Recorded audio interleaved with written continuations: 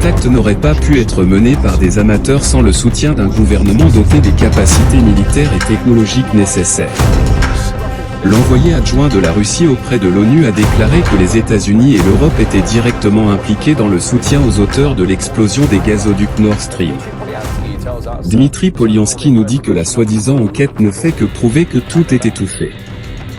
Israël affirme que l'attaque contre l'hôpital Nasser, qui a tué 21 personnes, dont des journalistes, visait une caméra installée par le Hamas. Une affirmation que le groupe a rejetée comme infondée. Regardez ces images ici. Alors que des milliers d'Israéliens descendent dans les rues de Tel Aviv pour exiger la fin de la guerre à Gaza et la libération des otages de l'enclave. Également à 7 heures sur RT International. Dès que la situation devient chaotique, voire bestiale, nous disparaissons, car c'est là le problème de la région.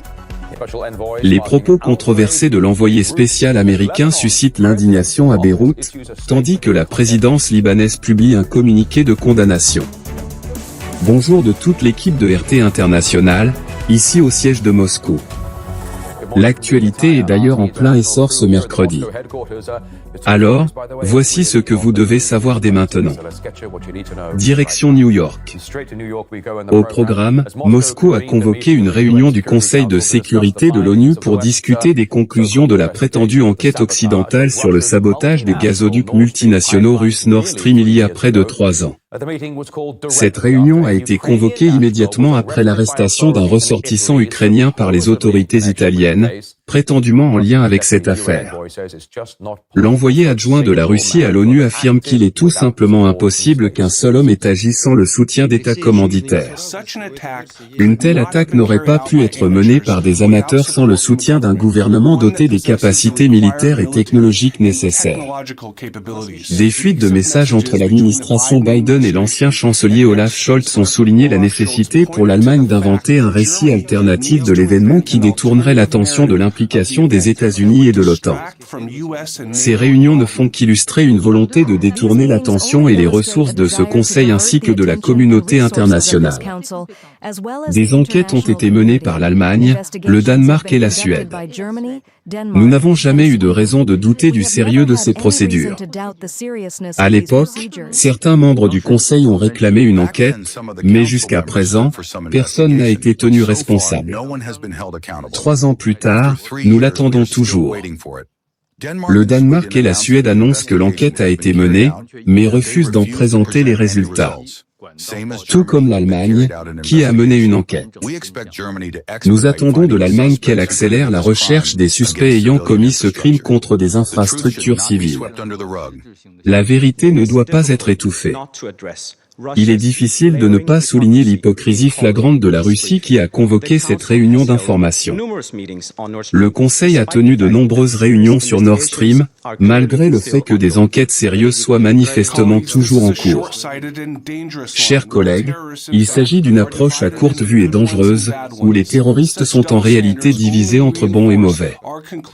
Ce 2 poids, 2 mesures ne fait que renforcer notre conclusion selon laquelle nos collègues occidentaux ne s'intéressent absolument pas aux résultats et à l'enquête objective sur l'attentat terroriste de la mer Baltique.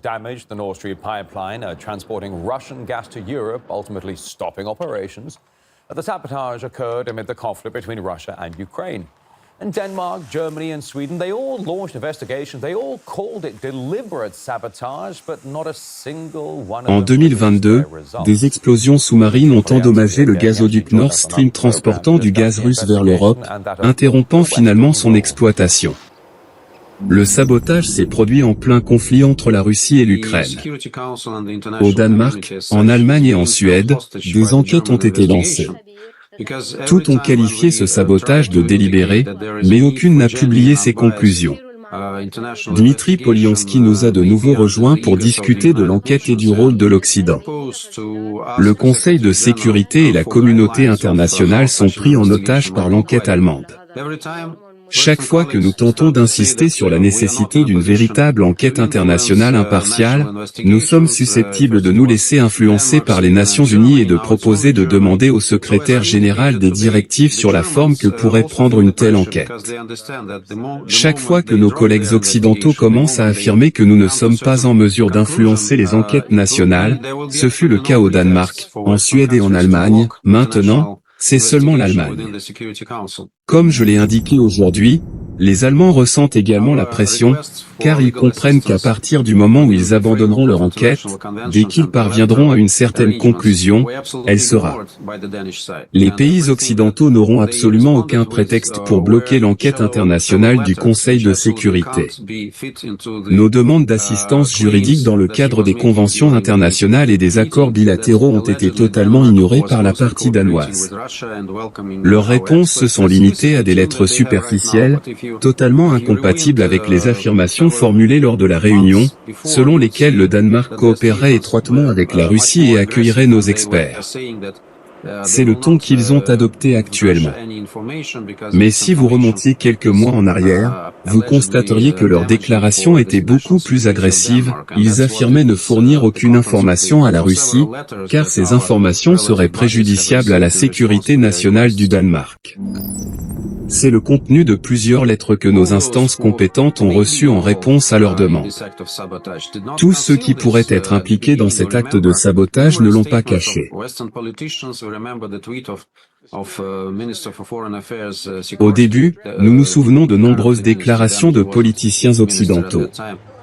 Souvenez-vous du tweet du ministre des Affaires étrangères Sikorski, alors ministre, qui ne l'était plus à l'époque, avec un message de remerciement et une photo de l'oléoduc explosé. Il n'y a donc pas suffisamment de preuves tangibles pour mener une enquête. Mais ils tentent délibérément d'ignorer ce genre de choses et de convaincre la communauté internationale, et en premier lieu, à mon avis, l'opinion publique allemande, qui commence à s'interroger sur les responsables de cet acte, sur les intérêts économiques et politiques allemands. Ils veulent donc convaincre qu'il ne s'agit en réalité que de simples plongeurs amateurs. Et comme vous le voyez, ils tentent également d'intégrer l'affaire dans le contexte de la crise ukrainienne, ce qui est très délicat et très préjudiciable pour eux dans le contexte de la lutte universelle contre le terrorisme. Passons maintenant à l'Inde, où les droits de douane imposés par Washington sur ses exportations vers les États-Unis entrent en vigueur. Cela porte la facture fiscale totale payée par les consommateurs américains à près de 50%. Donald Trump a justifié cette décision comme une sanction pour l'achat d'énergie russe par l'Inde. Mais New Delhi, quant à elle, reste imperturbable, le Premier ministre s'engageant à protéger les entreprises locales de ces répercussions. Mes amis, aujourd'hui, chacun dans le monde s'emploie à détourner les politiques économiques à son profit. Nous le constatons clairement depuis Ahmedabad. Je peux le dire à mes entrepreneurs, à mes petits entrepreneurs, à mes frères et sœurs, à mes agriculteurs. Et je le répète ici, au pays de Gandhi, je vous promets, au nom de Modi, que votre intérêt est primordial. Mon gouvernement ne laissera jamais nos entrepreneurs et nos agriculteurs souffrir. Quelle que soit la pression, nous renforcerons notre résilience. La date limite fixée par l'administration américaine pour l'imposition de droits de douane supplémentaires de 25% sur les marchandises indiennes entrant aux États-Unis expire mercredi. Ainsi, toute marchandise produite en Inde et entrant aux États-Unis à partir de mercredi sera soumise à des droits de douane de 50%. Il est intéressant de noter qu'en juillet, le président américain Donald Trump avait annoncé l'imposition de droits de douane de 25% sur les marchandises indiennes entrant aux États-Unis et avait déclaré qu'une pénalité supplémentaire, d'un montant non précisé, serait également imposée aux marchandises indiennes en raison des achats de pétrole russe par le gouvernement indien. Il s'agit d'une tentative d'instrumentaliser, ou plutôt d'utiliser les tarifs douaniers comme une arme pour faire pression sur l'Inde et la Russie. Il est intéressant de noter que la semaine dernière, le vice-président américain, J.D. Vance, a déclaré dans une déclaration aux médias que le président des États-Unis avait utilisé les tarifs douaniers comme un puissant levier non seulement contre l'Inde, mais aussi contre la Russie. Le président a exercé une pression économique agressive, par exemple en imposant des tarifs secondaires à l'Inde, pour tenter d'empêcher les Russes de s'enrichir grâce à leur économie pétrolière. Il a exercé sur les Russes une pression économique plus forte que Biden en 3 ans pour mettre fin à cette guerre. Mais l'Inde, quant à elle, tient bon et ne cède pas à la tempête. L'administration américaine a déployé des tactiques musclées.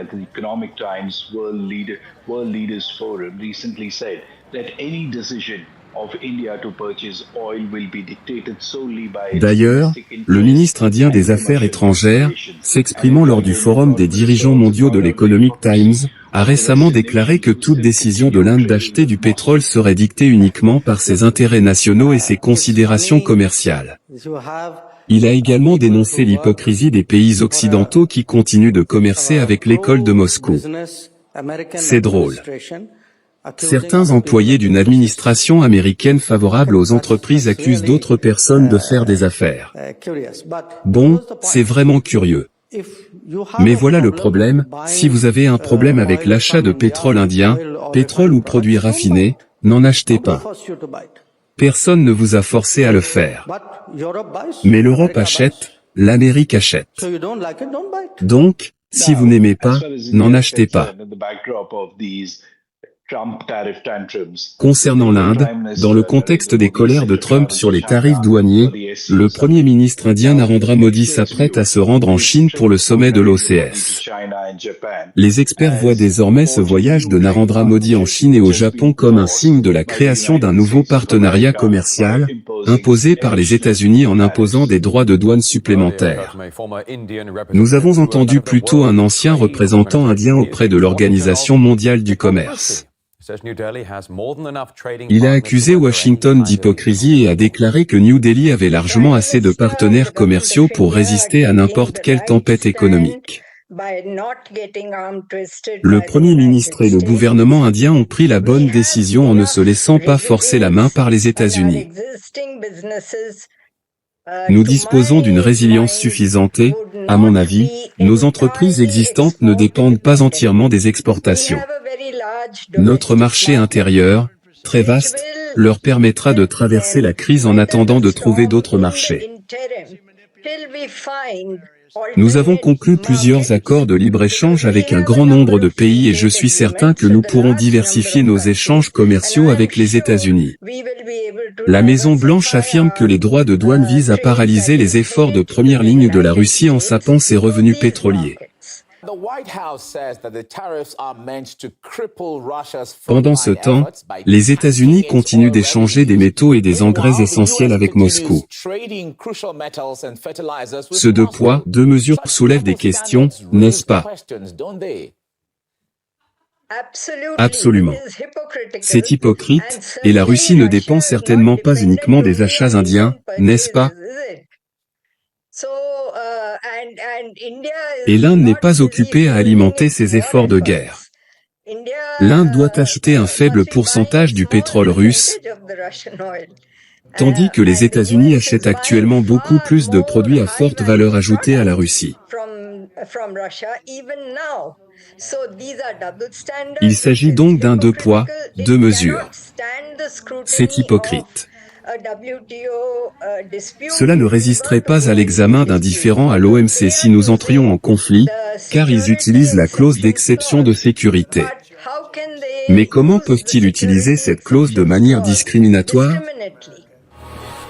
Les frappes israéliennes successives contre l'hôpital Nasser à Gaza, qui ont fait plus de 20 morts, visaient apparemment une caméra. C'est ce qu'affirme l'armée israélienne. Elle affirme qu'il s'agit d'une caméra appartenant au Hamas, ce que le Hamas a qualifié d'absurde. Pour l'instant, Voici la déclaration officielle de Tsahal issue d'une première enquête. Il semble que les troupes de la brigade Galani, opérant dans la région de Khan Youni pour démanteler des infrastructures terroristes, aient identifié une caméra positionnée par le Hamas dans la zone de l'hôpital Nassar et utilisée pour observer les activités des troupes de Tsahal afin de diriger des actions terroristes contre elles. Les troupes ont agi pour éliminer la menace en frappant et en démantelant la caméra. Et l'enquête a montré que les troupes ont agi pour éliminer la menace. Eh bien, cette attaque israélienne qui a tué des journalistes de Reuters, d'Associated Press, d'Al Jazeera et de NBC, entre autres civils, s'est apparemment déroulée en 2 étapes. Selon certaines informations, un obus de char a été tiré directement sur le groupe de presse. Alors que les secours étaient sur place, ils ont essuyé des tirs alors qu'ils tentaient de récupérer les victimes de la première frappe. Selon les dernières déclarations israéliennes, 6 terroristes du Hamas ont été tués. Plus tôt, le directeur de l'agence de presse Cradle, Esteban Quirillo, a déclaré que le bombardement de l'hôpital Nasser et les dommages collatéraux tragiques, évidents et présents, étaient absolument injustifiables. Même dans leurs déclarations, ils sont reconnus coupables de crimes de guerre, car rien ne justifie de bombarder un hôpital. En particulier, l'escalier bombardé était connu depuis près de 2 ans comme le lieu où les journalistes se rassemblaient pour capter un signal cellulaire, pour envoyer leur reportage, pour envoyer des images, pour faire sortir, comme le dit un extrait sonore, la vérité de Gaza. Donc, même s'il s'agissait d'une caméra du Hamas qui, par Dieu, menace tant l'armée la plus morale du monde, rien ne justifie de bombarder un hôpital. Israël a détruit la quasi-totalité des infrastructures médicales de Gaza, ciblant délibérément tout. Et maintenant, cette déclaration prétend qu'il ne s'agissait que d'une caméra. Cela me rappelle le moment où le porte-parole de Tsahal entrait dans l'hôpital Al-Shifa, pointant un calendrier et affirmant qu'il s'agissait d'une liste de cibles terroristes du Hamas. Et tous les mensonges depuis. Chaque fois que l'armée israélienne commet un massacre, une de ces atrocités horribles et barbares, elle ment ouvertement. Et tout l'appareil médiatique occidental s'y prête. Et ce dernier massacre a heureusement brisé ce cycle, car maintenant, avec un journaliste de NBC, puis celui d'AP, et avant celui de Reuters, quand il n'y avait que des journalistes d'Al Jazeera, peu importe que tout le monde prétende qu'il s'agit du Hamas. Et s'il s'agissait simplement de journalistes indépendants? Selon Al Jazeera, plus de 270 journalistes et professionnels des médias ont été tués à Gaza. Ce chiffre est plus élevé que celui de toutes les guerres modernes réunies.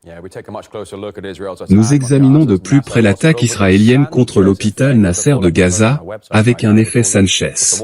Mais voici un bref aperçu de ce qui nous attend avec l'effet Sanchez. Dans cet hôpital que je vais vous montrer, il y a au moins 1000 personnes. Alors, qu'a fait Israël? D'abord, ils ont bombardé l'hôpital et l'ont touché avec un missile. C'est un crime de guerre, soit dit en passant. Mais c'est ce qu'ils ont fait ensuite qui est vraiment abominable. Après avoir caché l'incident une première fois, ils ont attendu.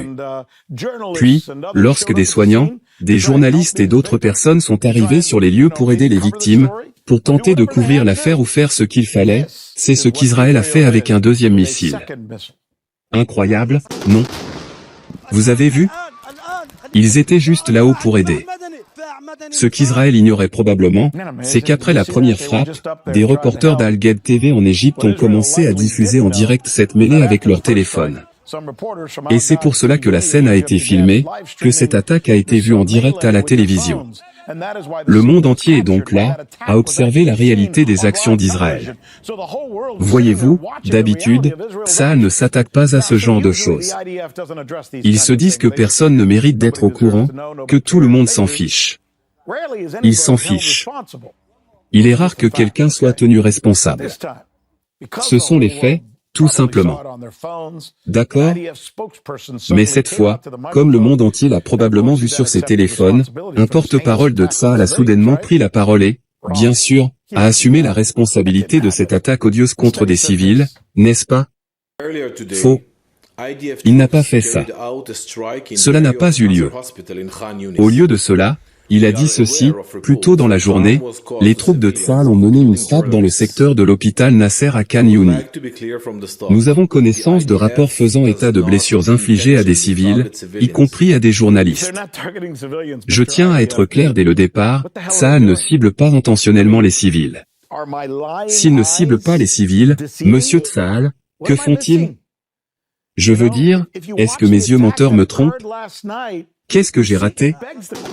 Vous savez, si vous regardez l'attaque d'hier soir, vous voyez, on se demande, ces soignants, ces journalistes, 15 d'entre eux, qui ont tous été brûlés vifs et tués sur le coup, avez-vous vu des armes sur eux? Avait-il l'air de préparer une attaque à ce moment-là, là-haut, pour sauver des gens? Sortait-il d'un de ces tunnels tristement célèbres dont on entend tant parler? Et nous n'avons montré qu'une courte vidéo. Ce sont simplement des gens désespérés. Ils se précipitent vers une scène horrible pour tenter d'aider, simplement pour tenter d'aider leurs voisins.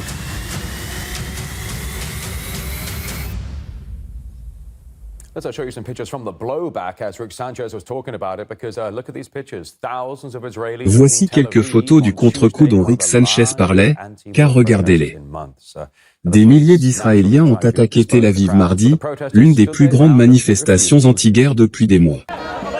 La police a bien sûr tenté de disperser la foule, mais les manifestants ont tenu bon et ont refusé de partir. La libération des otages détenus à Gaza et la fin immédiate de la guerre en cours en Israël sont les principales revendications des manifestants. Tout au long de la journée, les manifestants ont bloqué les principales artères du pays. Alors, maintenant, dans les rues de Tel Aviv, le journaliste local Nick Koléchan, derrière moi, se trouve le quartier général de l'armée israélienne et du ministère de la Défense. Les manifestants vont exiger du gouvernement israélien et de son premier ministre Benjamin Netanyahou qu'ils mettent fin à la guerre immédiatement. Ils affirment que la vie des 50 otages est en danger immédiat et qu'il est temps de signer un accord.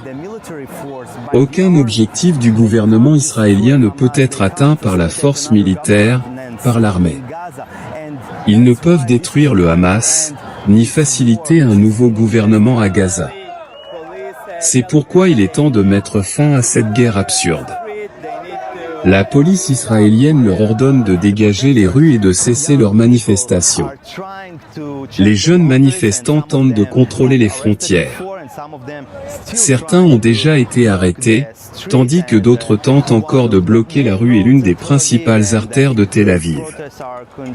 Ces manifestations se poursuivent presque quotidiennement en Israël. Chaque jour peut être le dernier jour pour les otages.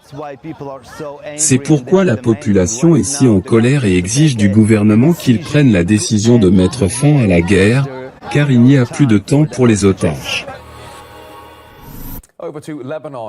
Passons maintenant au Liban, où les propos tenus par l'envoyé américain au palais présidentiel de Beyrouth ont suscité l'indignation. Il a peut-être oublié son manuel diplomatique, Tom Barak ayant qualifié le comportement des journalistes locaux de, je cite, « animal ». On va avoir d'autres règles, n'est-ce pas? Veuillez vous taire un instant, et je tiens à vous dire une chose, dès que la situation deviendra chaotique, voire animale, on partira. Alors, vous voulez savoir ce qui se passe. Soyez civilisés, bienveillants, tolérants, car c'est là le problème de la région. Alors, je vous en prie, pensez-vous que c'est amusant pour nous? Pensez-vous que ce soit économiquement avantageux pour Morgan et moi de supporter cette folie? Oui.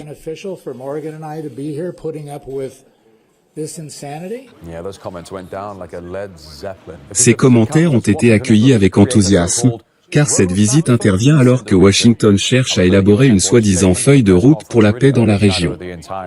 Cependant, la déclaration de l'envoyé américain lors de la conférence de presse a vraiment éclipsé tout l'ordre du jour. Même la présidence libanaise a vivement critiqué ces propos, affirmant que le respect de la dignité humaine est indiscutable.